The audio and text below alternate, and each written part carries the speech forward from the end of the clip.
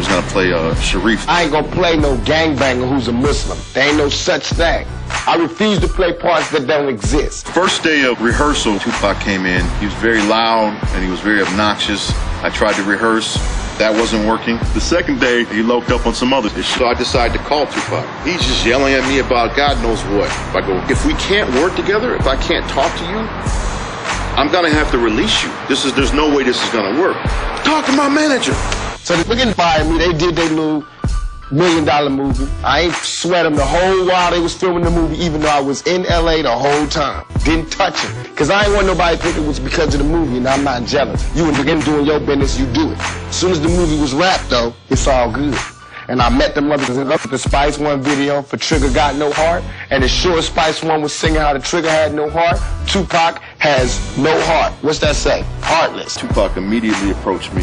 Why'd you do this? Why'd you do that? I can't help it. It's again I was on the scene, beat his ass, and I can't help it if they were screaming thug life as they did it. That's when the real incident that everybody talks about Tupac and the Hughes brothers, when it really was just 10, 12 guys beating the shit out of me. I don't know what was going on with Tupac at the time. I know he wasn't involved in this part right here.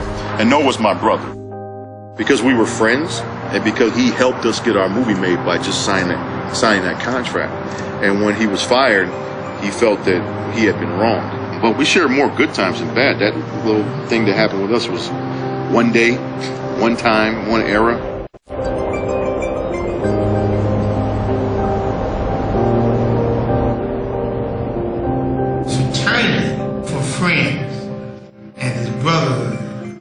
Was an important part of who he was. He was young, and you know what I mean? Pac had thug life, but thug life was all on his age. I met Pac, I was about 13 years old. I met him through Gaddafi. A lot of people don't know that Machiavelli and Gaddafi was like brothers. As a matter of fact, they called each other brothers. I remember waiting in the hotel room for him to come out. And in the back of my mind, I said, man, I gotta let him know I'm from the streets.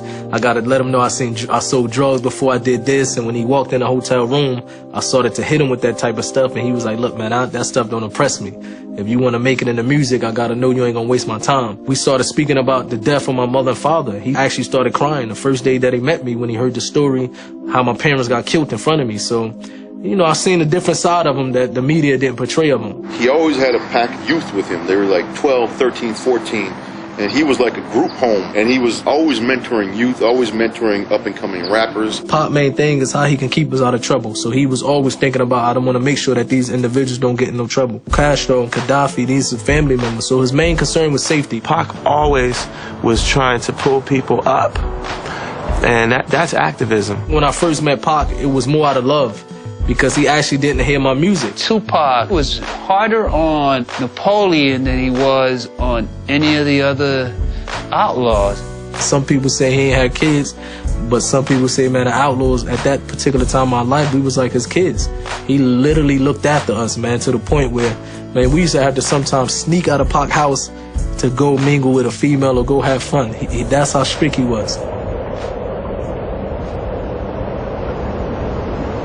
First movie he did was Juice. Came down, was like, yo, come over here and do this movie. It was me, Pac, and Stretch. And so he had his like, I'm gonna get you a role up in here. He was very loyal. He would die for those he loved. If he didn't like you is when you had a problem. If it came down to riding or banging, whenever the situation was where it came to us, it was on. No questions. Phone call, middle of the night, let's go. He love you, he love you. If you his enemy, you're gonna be known that this is your enemy. It wasn't no middle. Cause you know how niggas be. They wanna see if Pac is real or is he like that nigga in the movie. I guess I gotta prove my point. Slicing motherfuckers up. Now I'm doing the joint. I got my nigga B. I to the G beside me. Yeah. Bitches on my dick. You know the hoes wanna rob me. And my other homies out here like Spike Lee. They got the camera on and guess they like me. But now I'm about to pass this motherfucker home cause this Tangeray is getting hella strong.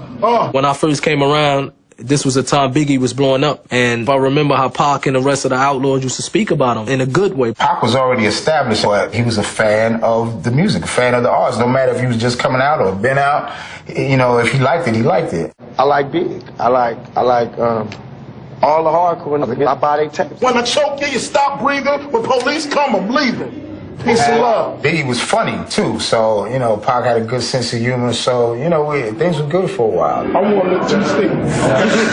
Pac was the type of individual, when Biggie was upcoming as an artist, Pac used to bring him on stage for him, loyal. He used to let him open up for him. Everywhere he go, if he see Biggie, he'll put him on a mic. This is my homeboy. He's gonna be the next hottest rapper. Please go buy his records. Things were good for a while until, you know,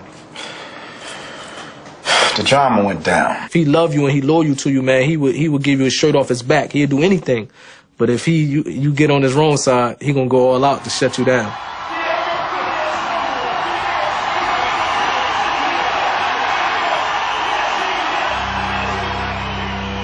Biggie did warn Pac, you know, there were things going on that you keep your eyes open, whoop-de-whoop, whoop-de-whoop. But when it was actually going down, there was no warning.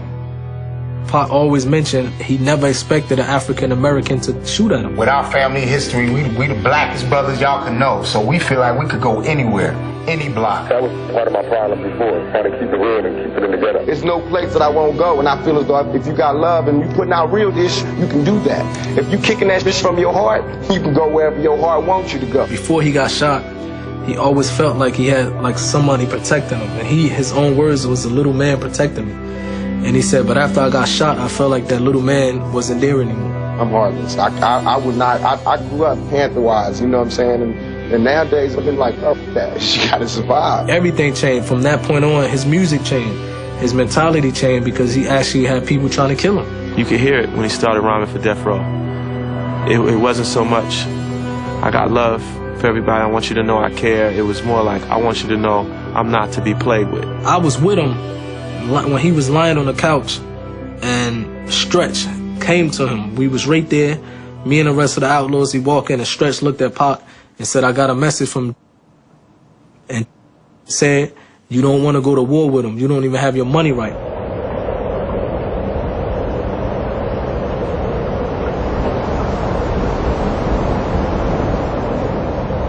You know we just signed with Death Row. That's gonna be cool too.